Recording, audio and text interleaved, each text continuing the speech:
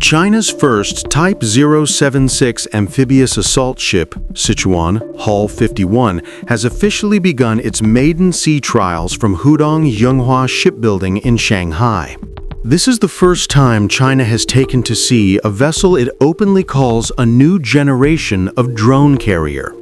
The early trial phase is mostly about testing propulsion systems, electrical power generation, and basic handling in the Yangtze estuary.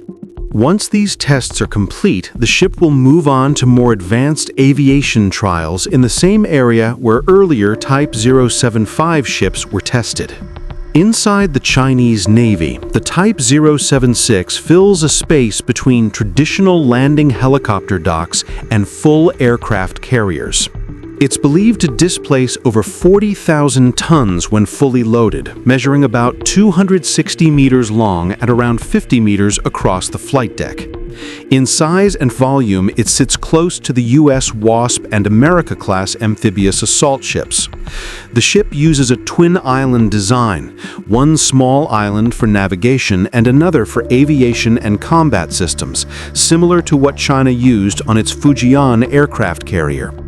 Compared to the Type 075, the new ship's flight deck is clearly extended, designed to support more complex launch and recovery cycles for aircraft and unmanned systems, not just helicopters. The headline feature is the Electromagnetic Aircraft Launch System, or EMALS, its first installation on any amphibious ship in the world. Images and analysis suggest at least one long catapult and possibly a shorter second one, totaling roughly 130 meters in length. EMALS requires massive, stable electrical power, which is why this first trial phase is focused on the ship's integrated power system. The same power structure must support propulsion, catapult launches, sensors, command systems, and basic ship functions all at once. Despite being a new kind of hybrid platform, the ship still keeps its core amphibious function. Beneath the flight deck is a well dock for landing craft and amphibious vehicles. It also appears to have space for a brigade-sized troop and vehicle lift. Above this lies the aviation complex, hangars for helicopters and drones, 2 aircraft elevators, and a deck arranged to support helicopter operations at the rear and fixed-wing operations at the front. The result is a combined assault ship and light carrier with a strong focus on unmanned aviation.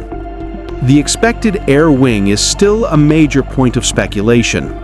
Chinese media repeatedly call Sichuan a drone carrier, often linking it to the stealthy GJ-11 Sharp Sword UCAV, to reconnaissance drones, and to unmanned helicopters for targeting and logistics.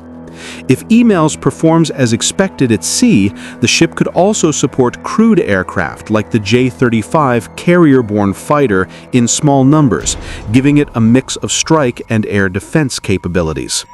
Defensive systems already visible include multiple HHQ-10 short-range missile launchers and several Type 1130 close-in weapon systems for protection from incoming threats.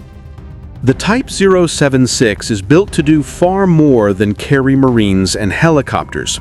In any Taiwan crisis or operations along the first island chain, Sichuan could act as a mobile aviation hub, using drones and off-board sensors to feed real-time intelligence into the maritime and joint operating picture.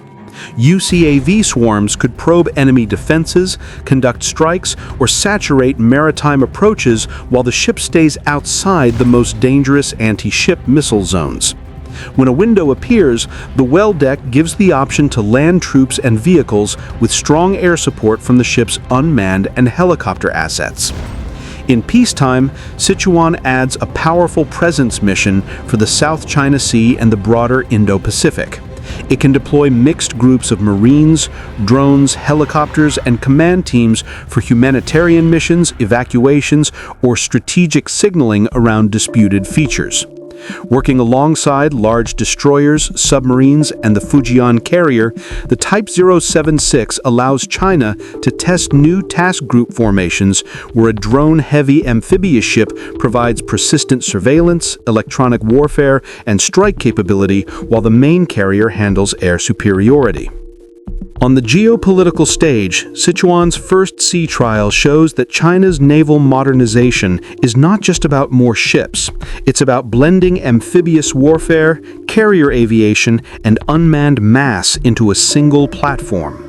Regional navies now face a PLN asset capable of moving large forces, launching continuous drone and helicopter missions, and integrating with blue water carrier groups. For the U.S. and its allies, the rise of a drone carrier fleet pushes the need for updated counter-amphibious and counter-drone strategies, from long-range strike to distributed operations.